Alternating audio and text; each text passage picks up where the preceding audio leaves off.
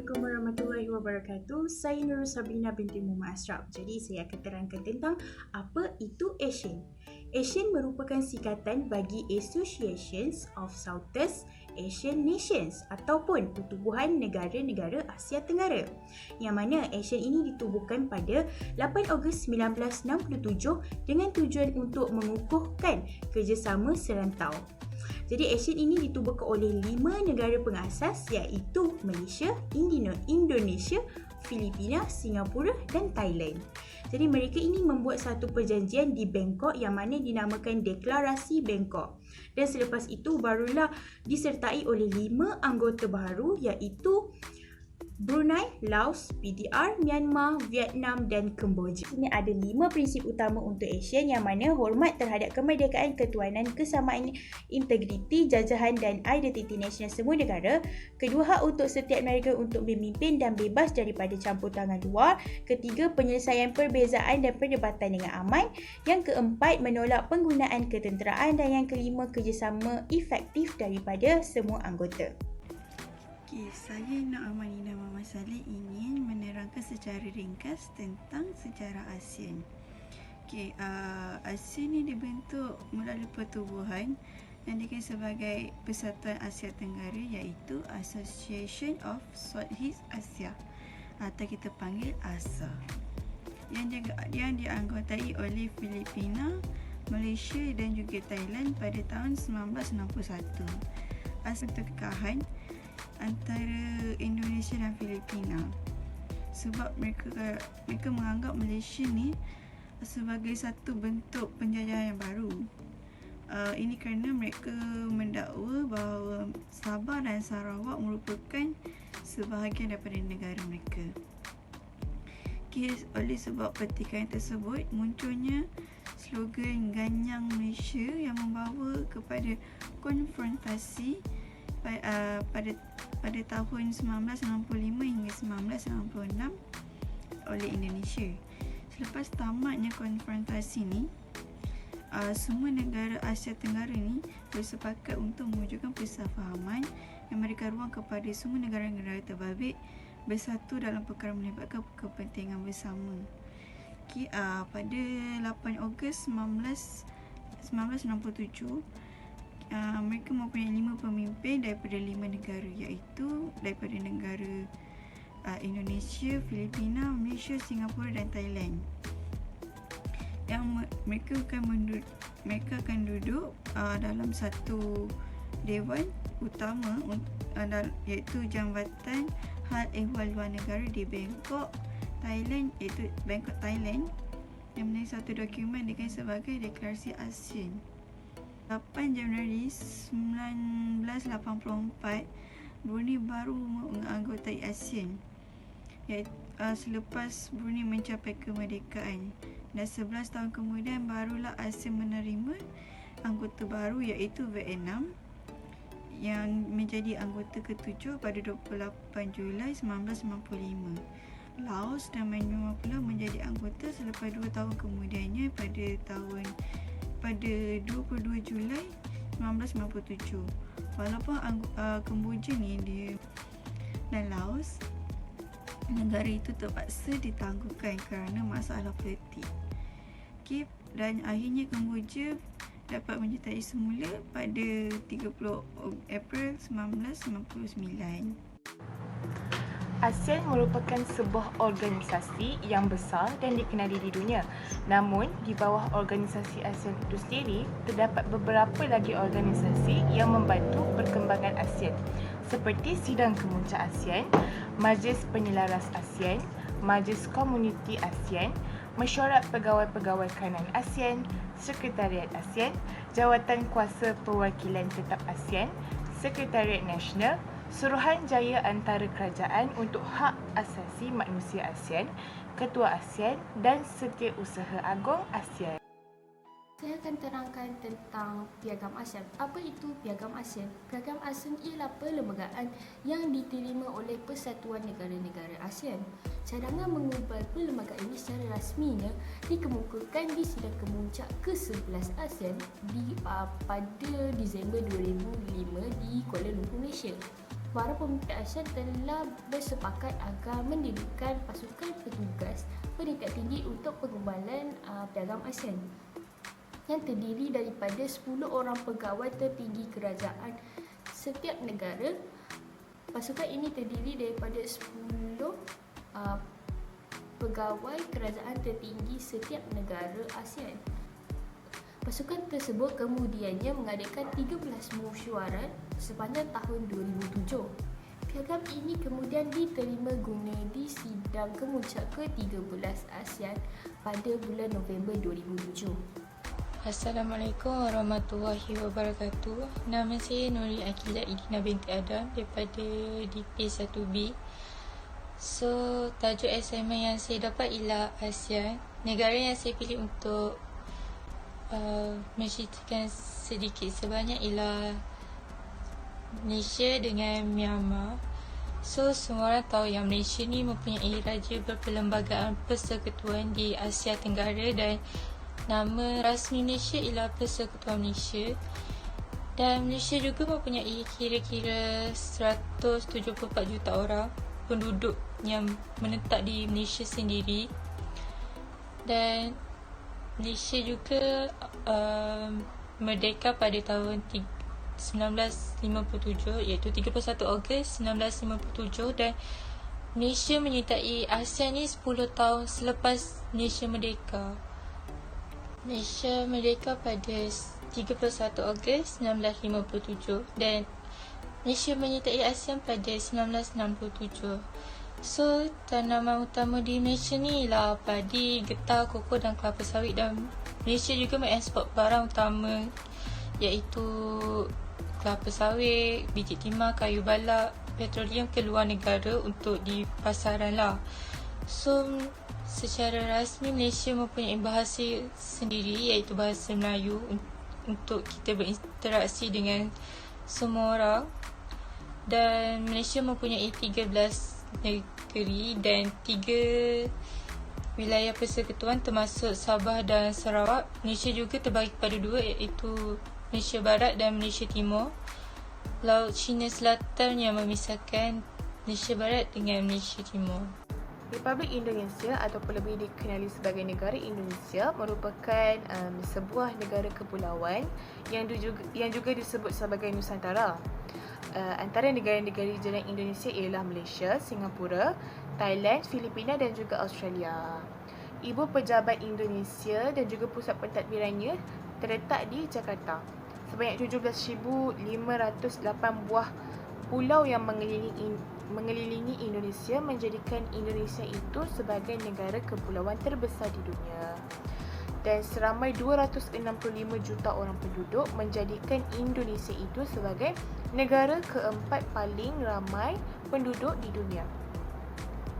Sistem pemerintahan di Indonesia merupakan sistem republik di mana presiden mereka akan dipilih secara langsung. Seperti yang kita tahu, Indonesia merupakan salah sebuah daripada 5 buah negara terawal yang telah menandatangani dokumen ASEAN, di mana pada waktu itu wakil Indonesia ialah Adam Ali. Dan kini ibu pejabat ASEAN terletak di Indonesia, di mana Indonesia ini merupakan antara negara yang penting dan kuat dalam ASEAN. Seperti kita tahu, terdapat banyak isu semasa yang berlaku di Indonesia seperti gunung berapi, letusan gunung berapi, tsunami dan juga banjir-banjir. Dan ASEAN ini banyak membantu negara tersebut. Saya akan terangkan tentang Thailand. Thailand ialah antara salah satu negara ASEAN, negara anggota ASEAN yang memang dari sejak azali lagi ada dalam organisasi ASEAN. Thailand yang dahulunya dikenali sebagai Siam ialah antara negara yang penduduknya paling ramai di dunia dan paling ramai juga di Asia. Thailand adalah negara yang menggunakan sistem pemerintahan raja berperlembagaan dan berparlimen, demokrasi berparlimen. Dalam sejarah mereka, Thailand tidak pernah dijajah oleh kuasa luar. Thailand mempunyai 76 wilayah dan meliputi kawasan seluas 513,120 km persegi bersamaan dengan 198,120 batu persegi dan penduduknya lebih daripada 66,000 orang. Thailand terletak di tengah-tengah semenanjung Indochina. Seterusnya kita beralih kepada Singapura. Republik Singapura merupakan sebuah negara pulau yang terletak di tepi hujung selatan semenanjung Melayu, yang mana dia menyertai ASEAN pada 1967 dan keluasannya ialah 137 km persegi di utara garisan khatulistiwa di Asia Tenggara. Ia terpisah daripada Malaysia dan Selat Johor di utara. Singapura ialah pusat keuangan keempat terunggul dan bandaraya global metropolitan yang mana memainkan peranan penting dalam perdagangan dan keuangan antarabangsa. Singapura juga ialah salah sebuah daripada 5 pelabuhan yang tersibuk di dunia. Okey, seterusnya saya akan menerangkan tentang negara Filipina. Filipina bagi nama rasminya ialah Republika ng Filipinas. Keluasan bagi negara Filipina ialah 300,000 persegi. Filipina menyertai ASEAN pada 1997. Okay? Filipina mempunyai kerajaan demokrasi yang berbentuk republik perlembagaan dengan sistem presiden. Ia ditadbir sebagai negara kesatuan kecuali wilayah autonomi Islam Mindanao yang amat bebas daripada ikatan kerajaan pusat. Sebenarnya ada je yang cuba untuk menukarkan bentuk kerajaan kepada persekutuan Eka Dewan atau kerajaan berparlimen sejak Ramos. Okey, bahasa rasminya bagi negara Filipina ni merupakan sebuah negara berpulau. Mempunyai 7,000 pulau dan sebagainya saja dikelilingi di Laut Cina Selatan dan Laut Pasifik. Kadar cilik burungnya ialah 88%. Filipina ni hanya diperintahkan oleh seorang presiden sahaja. Okey. Negara Laos merupakan negara yang terkurung daratan di Asia Tenggara yang berdekatan dengan Myanmar, Republik Rakyat China, Vietnam, Kemboja dan juga Thailand. Dan Laos ini merupakan negara republik yang dikelilingi oleh daratan dan terletak di bahagian utara semenanjung Indochina. Laos ini berasal daripada perkataan Lanzang yang bermaksud kerajaan gajah. Negara ini adalah satu-satunya negara di Asia Tenggara yang tidak mempunyai pantai. Seperti yang kita tahu, Laos juga adalah salah sebuah negara yang lewat memasuki organisasi ASEAN, di mana Laos telah memasuki ASEAN bersama-sama dengan negara Myanmar pada 23 Julai 1997. Okey, so kali ni saya akan ceritakan tentang negara Myanmar. Myanmar dulunya dikenali sebagai Burma, iaitu sebuah negara di Asia Tenggara, dan negara tersebut telah menukar nama kepada Myanmar pada tahun 1989 dan diiktiraf oleh Pertubuhan Bangsa-Bangsa Bersatu. Dan Myanmar mencapai kemerdekaan kerajaan British dalam tahun 1948 dan tanaman utama di Myanmar ialah padi, jagung, tebu dan kacang. Kalau korang nak tahu, negara Myanmar ni bersepadan dengan negara Thailand, India, Bangladesh, China, dan ia menghadap ke Teluk Benggala lah. Bahasa rasmi dia of course lah bahasa Myanmar, dan matuannya dikenali sebagai Kyat. Kalau Malaysia, dia dikenali sebagai Ringgit Malaysia. So ramai yang macam tanya kenapa Rohingya tak balik ke Myanmar semua, sedangkan Myanmar tu negara mereka. So apa yang saya kaji, yang saya dapat dari kajian ni, Rohingya ni sebenarnya diketepikan oleh kerajaan Burma sebab Rohingya ni merupakan pendatang yang dibawa masuk oleh British semasa waktu dulu, dan hanya melayakkan mereka sekurang-kurangnya mendapat status kewargaan dia macam Malaysia. Malaysia kalau kita nak duduk kat sini, of course lah kena ada IC untuk menyatakan kita ni warga negara Malaysia.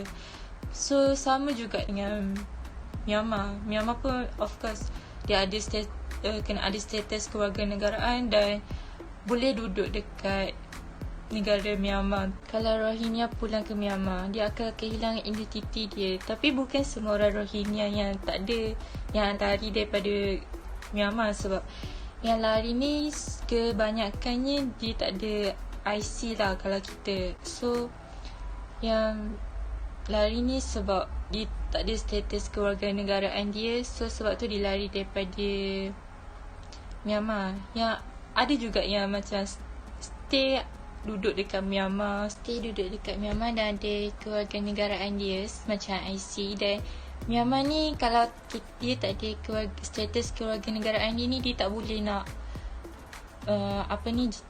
dia tak bebas bergerak lah. Macam nak mutar negeri pun tak boleh, nak pergi sana tak boleh. Dan Rohingya ni menjadi sasaran yang mudah sebab dia tak dilindungi oleh Myanmar dan tak diiktiraf. Dia tak dapat pembelajaran yang secukupnya lah. Macam dia dapat pelajaran tapi just yang rendah je. So kalau untuk buat kerja buruh ke apa ke, Rohingya ni memang tak boleh. Okey, seterusnya ialah negara Brunei. Nama rasmi bagi negara Brunei ialah Negara Brunei Darussalam. Keluasannya ialah 5,765 persegi. Brunei menjejaki ASEAN pada tahun 1986. Brunei ni merupakan sebuah negara yang menjalankan sistem pemerintahan monarki mutlak yang mengamalkan sistem undang-undang Inggeris, walaupun undang-undang syariat Islam menggantikan undang-undang tersebut dalam beberapa perkara dan kes. Sistem politik di Brunei ditetapkan oleh perlembagaan yang berdasarkan konsep Melayu Islam Beraja. 3 komponen MIB, iaitu kebudayaan Melayu, agama Islam dan sistem politik di bawah pemerintahan beraja. Brunei Darussalam ni mempunyai kemerdekaan sebenarnya daripada kerajaan British dalam tahun 1984. Peluang bagi negara Brunei ialah Ringgit Brunei. Bahasa rasmi ialah bahasa Melayu dia adalah bahasa rasmi. Brunei diperintahkan oleh seorang raja yang berkuasa mutlak. Brunei sebenarnya bersempadan dengan Sarawak dan menghadap ke Laut China Selatan. Vietnam atau nama secara rasminya ialah Republik Sosialis Vietnam, ialah negara yang terletak di timur Indochina. Keluasan Vietnam ialah sebanyak 329,566 km persegi. Penduduk di Vietnam secara kasarnya ialah seramai 94.6 juta penduduk dan Vietnam dikenali sebagai antara negara yang mempunyai penduduk yang ramai di dunia dan juga negara yang ke-9 mempunyai penduduk paling ramai di Asia Tenggara. Negara bagi Vietnam ialah Hanoi dan bandar raya terbesar ialah Ho Chi Minh. Vietnam menggunakan sistem pemerintahan Republik. Vietnam menyertai ASEAN pada Julai 1995. Seterusnya kita beralih kepada Kemboja yang mana nama rasminya ialah Kingdom of Cambodia, di ibu negara Phnom Penh, keluasan 18,035 km persegi dan menyertai ASEAN pada tahun 1998. Kemboja ni merupakan negara yang mengamalkan konsep raja berperlembagaan yang mana ketua negaranya ialah Raja Norodom Sihanouk dan Hun Sen sebagai Perdana Menteri. Kemboja ni merupakan negara yang termiskin dan hanya bergantung kepada pertanian dan perikanan. Tetapi selepas tamat perang, ia menggiatkan bidang industri pelancongan yang mana Angkor Wat ni menjadikan tarikan utama para pelancong. Selain itu, Sungai Mekong itu penting juga untuk pertanian sungai Ini juga digunakan untuk jalan perhubungan. Dan yang terakhir ialah Tasik Tonle Sap, yang mana Tasik Tonle Sap ni merupakan tasik air tawar yang terbesar di Asia Tenggara dan penting untuk perhubungan dan perikanan. Tentang kerjasama ASEAN dalam bidang ekonomi. Kerjasama ni terdiri daripada 5, iaitu pembukaan pusat promosi ASEAN, penyediaan cadangan makanan, penyelenggaraan projek industri, kawasan perdagangan bebas dan juga koperasi ASEAN. Saya akan terangkan tentang pembukaan promosi ASEAN dulu. ASEAN ni walaupun terkenal di negara-negara lain melalui PBB, tetapi ASEAN ni tetap ingin mempromosikan dirinya di dunia luar. Promosi yang dilakukan oleh ASEAN ni meliputi 3 sektor, iaitu perdagangan, pelancongan dan juga pelaburan.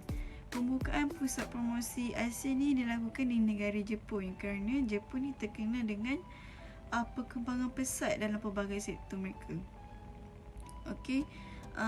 Pembukaan pusat promosi di Jepun ni mempunyai tujuan melakukan peningkatan kegiatan ekspor di negara-negara ASEAN ke Jepun dan juga meningkatkan jumlah pelabur Jepun bagi negara-negara ASEAN. Yang kedua ialah penyediaan cadangan makanan. Seperti yang kita tahu, beberapa negara ASEAN ni seperti Thailand, Indonesia dan Kemboja mempunyai kawasan padi ASEAN. Sehingga kini negara-negara tersebut konsisten dalam penyediaan cadangan makanan bagi negara ASEAN ni. Kerjasama dalam penyediaan makanan ni bukan hanya untuk menguntungkan sahaja, malah untuk keadaan darurat juga. Misalnya salah satu negara ASEAN ni dia mengalami masalah stok makanan, negara ASEAN akan bekerjasama untuk menghantar ke negara tersebut. Beberapa negara ASEAN telah bersiap sedia untuk menjadikan penyedia cadangan makanan ni bagi keadaan darurat, seperti Indonesia, Malaysia, Filipina, Thailand dan Singapura. Yang seterusnya nombor 3 iaitu penyelenggaraan projek industri. Dalam menjalin kerjasama dalam ekonomi, negara ASEAN secara bersama telah pun melebarkan sayap untuk bekerjasama dalam sektor industri. Sektor industri ini dinaungi oleh negara ASEAN sebenarnya seragam, tak ada yang macam tunggang terbalik. Semua bentuk kerjasama projek ini dilakukan untuk kemajuan bersama bagi negara ASEAN. Beberapa projek telah dilakukan oleh ASEAN meliputi industri baja, tembaga, vaksin dan soda abu. Soda abu ni ialah natrium karbonat. Antara beberapa projek tu ialah ASEAN HF Fertilizer Project, ASEAN Urea Project, ASEAN Copper Fabrication Project, ASEAN Vaccine Project dan Rock Soda Ash Project. Nombor 4 iaitu kawasan perdagangan bebas. Kawasan perdagangan bebas ASEAN ataupun dikenali sebagai ASEAN Free Trade Area ni merupakan bentuk kerjasama negara ASEAN dalam bidang ekonomi yang merupakan persetujuan dalam pengelolaan bagi sektor pengeluaran lokal yang ada di seluruh negara ASEAN tanpa ada yang terkecuali. Adanya dengan AFTA ni mampu meningkatkan daya saing negara ASEAN dalam melakukan pengeluaran untuk pasaran seluruh dunia dengan adanya penghapusan custom dalam ASEAN itu sendiri. Ia juga dapat meningkatkan pelaburan oleh pihak ASEAN secara langsung bagi negara ASEAN. Yang terakhir iaitu nombor 5, Koperasi ASEAN. Koperasi ASEAN ataupun ASEAN Cooperative Organisation merupakan salah satu bentuk kerjasama negara ASEAN dalam bidang ekonomi ni. Organisasi ini merupakan organisasi yang bergerak dalam bidang koperasi untuk meningkatkan kesejahteraan negara ASEAN. Dalam tujuannya ialah koperasi ASEAN ini dapat untuk mengingatkan mengukuhkan organisasi sebagai koperasi bergerak yang mampu menyokong untuk ekonomi di Asia Tenggara. Okey.